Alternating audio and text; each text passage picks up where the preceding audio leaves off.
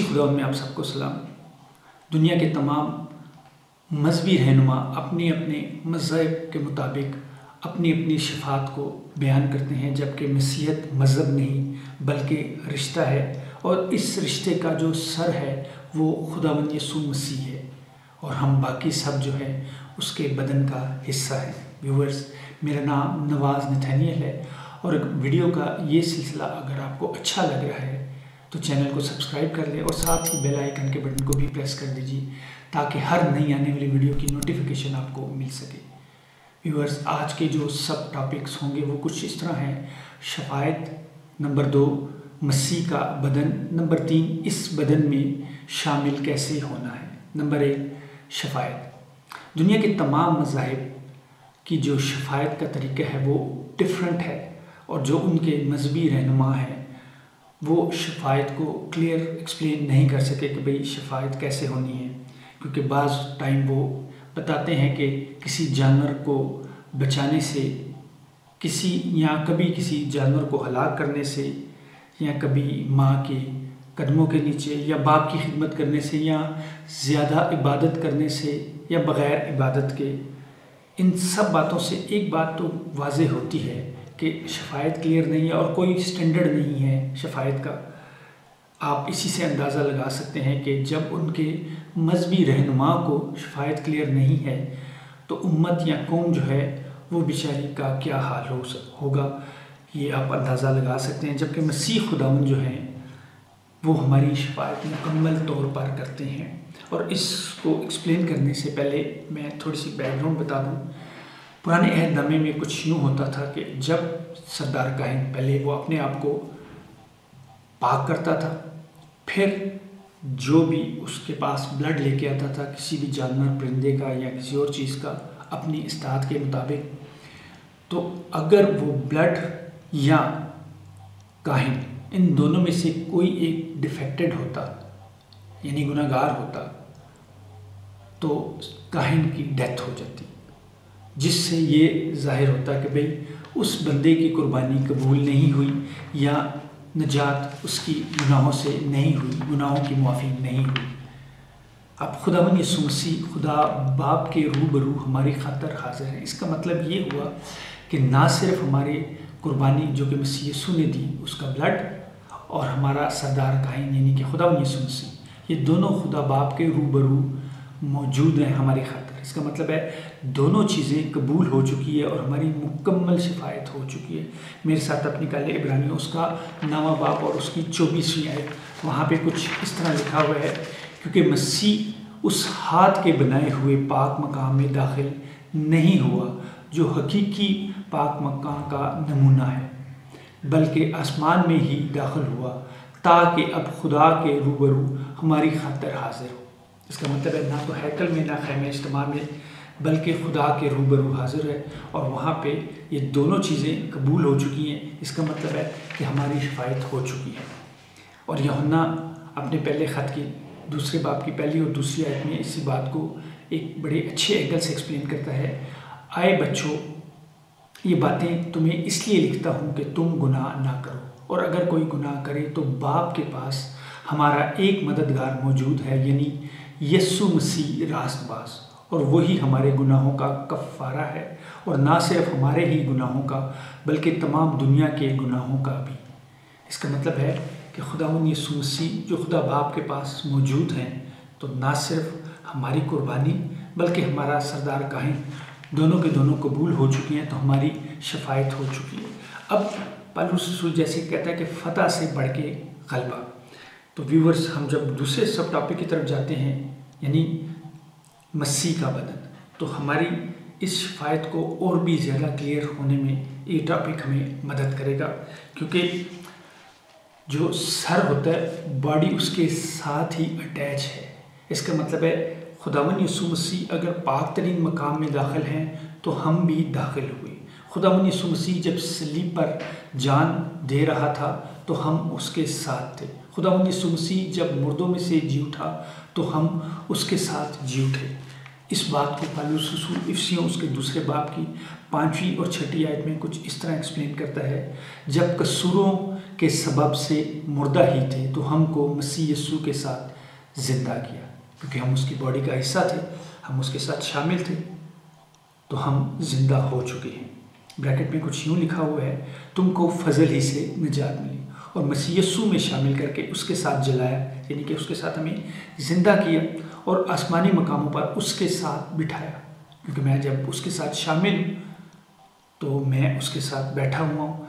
तो इसका मतलब है कि हमारी ना सिर्फ शिफायत हो चुकी है, बल्कि हम खुदावंद यीशु मसीह की बॉडी का हिस्सा बन चुके हैं। और पौलुस रसूल इस बात को और भी ज़्यादा रोमियो में एक्सप्लेन करते हैं 12वीं बाब की 4थी और 5वीं आयत में। वहाँ पे कुछ इस तरह लिखा हुआ है, क्योंकि जिस तरह हमारा एक बदन में बहुत से अज़ा होते हैं, इसी और तमाम अज़ा का काम यकसा नहीं, इसी तरह हम भी बहुत से हैं मसीह यीशु में शामिल होकर एक बदन और आपस में एक दूसरे के अज़ा है। इसका मतलब है बदन जो सारी कलीसिया है वो एक है, लेकिन इसके जो अज़ा हैं डिफरेंट है, उनकी फंक्शनैलिटी भी डिफरेंट है। और पौलुस रसूल इफिसियों के 4थे बाब की 4थी आयत में बड़ी खूबसूरती से कहते हैं, एक ही बदन और एक ही रूह है। खुदावंद यीशु मसीह इस एक होने के हवाले से बड़ी खूबसूरती से एक्सप्लेन करते हैं यूहन्ना का 17वां बाब है और उसकी 21वीं आयत में, ताकि वो सब एक हों, यानी जिस तरह ऐ बाप तू मुझ में और मैं तुझ में हूँ, वो भी हम में हूँ। इसका मतलब है हम खुदा बाप और खुदा बेटे में आ चुके हैं, हम उनकी बॉडी में शरीक हो चुके हैं, शामिल हो चुके हैं, शिफायत हमारी मुकम्मल हो चुकी है। अब आइंदा जहाँ की बात नहीं, बल्कि हमारी निजात हो चुकी है। और यूहन्ना अपने पहले ख़त की पहले बाब की 3री आयत में कुछ यूँ कहता है और बड़ी दलेरी से एक्सप्लेन करता है, जो कुछ हमने देखा और सुना। इसका मतलब है उन्होंने खुद उस निजात को देखा और उसके बारे में सुना और उसी से सुना। तुम्हें भी उसकी खबर देते हैं ताकि तुम भी हमारे शरीक हो। इसका कॉन्फिडेंस चेक करें कि शरीक हो, क्योंकि इसको पता है कि हमारी शराकत किस किस के साथ है। वो आगे चल के मैं पढ़ता हूँ, तो इसका कॉन्फिडेंस चेक करें कि भाई ये किस किस के साथ शरीक है। और ये जो अपनी खुशखबरी की दावत है जो खुदावंद यीशु मसीह ने इनको दी, तो ये दावत बड़ी खूबसूरती से एक्सप्लेन कर रहा है। मैं दोबारा से पढ़ता हूँ, जो कुछ हमने देखा और सुना तुम्हें भी उसकी खबर देते हैं ताकि तुम भी हमारे शरीक हो। और हमारी शराकत बाप के साथ और उसके बेटे खुदावंद यीशु मसीह के साथ कितनी खूबसूरती से बयान करता है। और व्यूअर्स, अमाल में तो एक बदन होने की बहुत ही खूबसूरत एग्जाम्पल कोट की गई है। ये अमाल उसका 9वां बाब पहली आयत से लेके उसकी 9वीं आयत तक है। ये वाक़या आपने बचपन में ही पढ़ा होगा कि पौलुस रसूल जो है वो जो कलीसिया के लोग हैं, जो मसीह लोग हैं, उनको मारने के लिए दमिश्क की तरफ जा रहा है और अभी रास्ते में है। और क्या वाक़या होता है उसको ज़रा देखते हैं। अमाल उसका 9वां बाब और उसकी पहली आयत से लेके 9वीं आयत तक मैं 3री आयत से तिलावत करने जाता हूँ। जब वो सफ़र करते करते दमिश्क के नज़दीक पहुँचा तो ऐसा हुआ कि यकायक आसमान से एक नूर उसके गिरदा गिर्द आ चमका। अभी व्यूअर्स, खुदावंद यीशु मसीह इस पर ज़ाहिर हुए हैं और ये जो है साउल, ये दमिश्क अभी नहीं पहुँचा और खुदावंद यीशु मसीह का जो जलाल है उसके इर्द गिर्द चमका।